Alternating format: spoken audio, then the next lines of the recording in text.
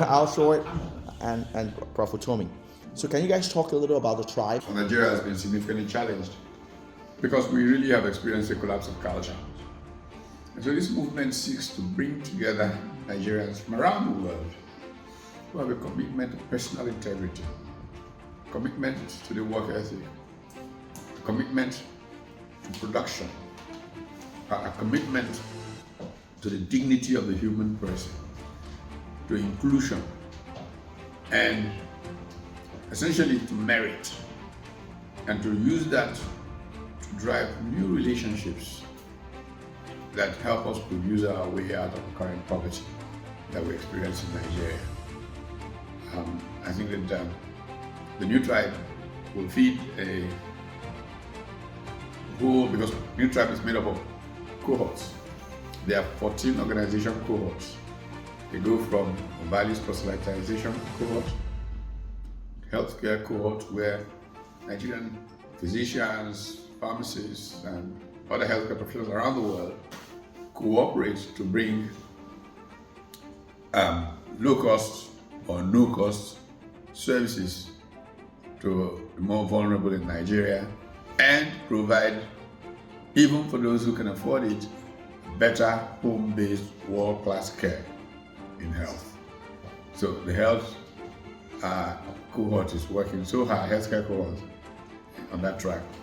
We have an infrastructure cohort looking at a private capital, work infrastructure, and developing it very rapidly to facilitate trade and development.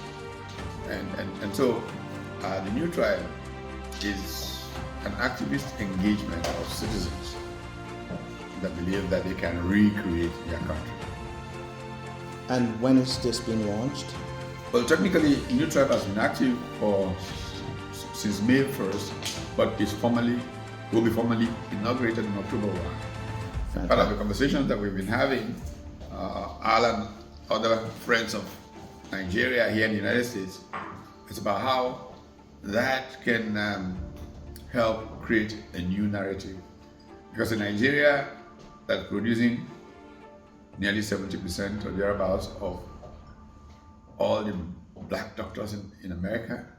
In Nigeria, that is producing all these pharmacists. In fact, I just saw a study that perhaps one of every 10 pharmacists in Maryland is Nigeria, and so on and so forth. And such people cannot but seek to be understood differently by the world, rather than the narrative of Nigeria as a challenge and perhaps really a state. And what is Al's role in this with you? Well, I'm simply a helper. My concern is I've worked around the world for many years, and I see an opportunity in Nigeria for significant structural change.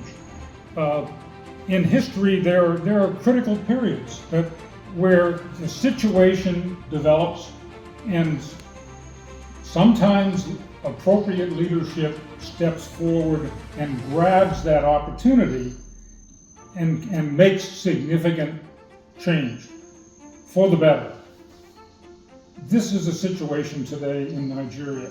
Let's face it, Nigeria is on the cliff of a failed state. Just lay it on the table. You have insecurity, you have inflation, you have corruption, lack of resources, food shortages, and you have a population 50% under age 30-35 that need opportunity. It's not there. So when you look at the basic values that the tribe is espousing, what Patrick just laid out, those are basic democratic, good governance, good societal values. And the leader sets the tone. Peter Obi, in the last election, the obedience and so forth, coalesced a lot of that pent-up emotion. And the question is, how's that pent-up emotion going to be played out in the future? It could be very, very disastrous. But a good leader, everything is timing in life.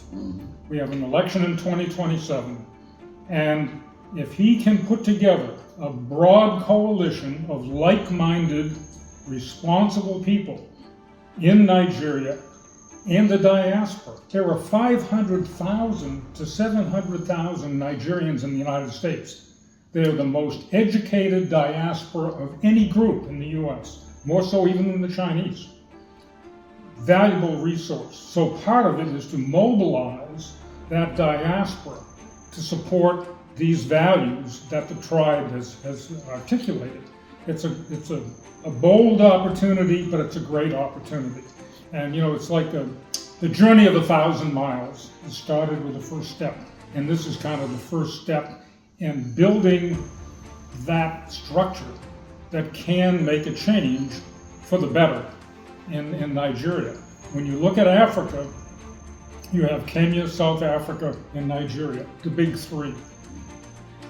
With the changes that are taking place in the world at large, economically, politically, socially, Nigeria has the opportunity to tap into that big time. We're talking huge investment and takeoff. But it won't happen unless there's responsible leadership. And that's what Peter, Obi, and Patrick are bringing to the table. So, timing is right, the right people are here, and the right values. This is the intellectual high ground. Take that intellectual high ground with those values, and then you articulate that through a series of policies and programs in government, but not just government, in the whole society.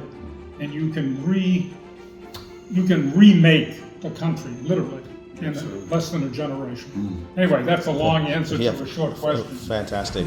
Prof. Utomi, can you talk about the launch? You said it's happening on October 1st. Right. What does that entail? What do you mean by launch? The launch, we're planning that we're going to have Nigerians all over the world who belong to the new tribe have different kinds of events of their choice to mark the dawn of a new era for Nigeria. We're going to have some will be talk shops in some places, some will be probably a medical mission launch for some. It'll probably be unveiling of infrastructure thing. We are just launching right now the State of the Motherland report. And this will be a quarterly review of the state of the nation with all the problems and possible solutions. We're going to do it every quarter so that Nigeria has a real understanding of what the issues are, what the solutions can be. Fantastic. And you're working with Mr. Obi on this, or is this We're working with a plethora of people. Mr. Obi happens to be one of them, but the diaspora is very, very key in this. And the new tribe itself is non-partisan, but it has an alignment with the big tent, which is partisan. We're working closely with Mr. Obi. And what about the other parties in Nigeria, or the people back in Nigeria? Are you working with people there as well, or is this just only the diaspora by itself? To encourage collegial leadership, each of the 14 cohorts has a 14-person leadership council and a 6-person co-chair. And in all of the 6 co-chair groups, there are people from Nigeria. If you take the healthcare cohort, the 6 co-chairs is led by a cardiologist in Atlanta called Dr. Abiodun Olatidoye. But it includes a nurse practitioner of some repute, work with, I think, Bill Gates and Melinda Gates Foundation and all of those from Kano. Zarau Ibrahim. It includes Dr. Zainab Bagudu in Abuja, of course, just as it includes Dr. Oboroko in the UK, Dr. Achoya Merua in California, a pharmacist, Dr. Manufe in Florida. And then you could look at healthcare, for example. 2 outstanding Nigerians who have impacted infrastructure development in North America. Dr. Adile Nwankwo, and Sajitu are there in Atlanta working with architects and town planners like Philip Njosi in the Washington area, and Dr. Peter Agada in Abuja, and Dr. Halimat Adediran, who is one of the top engineers in Abuja. And together, all of these people are trying to bring their skills, their talents, and other giftings to ensure that we can get Nigeria to make progress. Fantastic. So are there any events lined up to this, or just going to be a virtual launch? There are several events that we're going to have. Actually, we've started platforms where these people are engaged on how Nigeria and delegates come from one geographic platform to another to determine policy choices. And their inputs is what is reflected in the state of the motherland. Fantastic.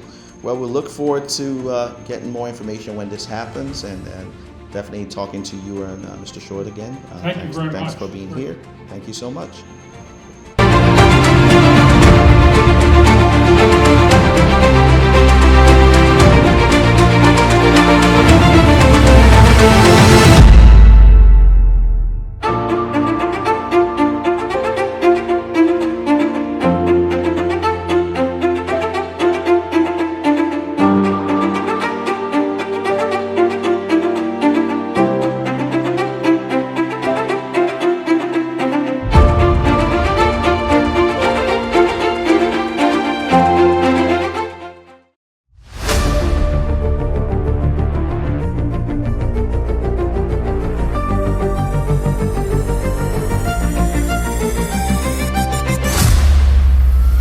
TV, showing on Verizon Fios channel 269, Optimum channel 1100, and on Digicel.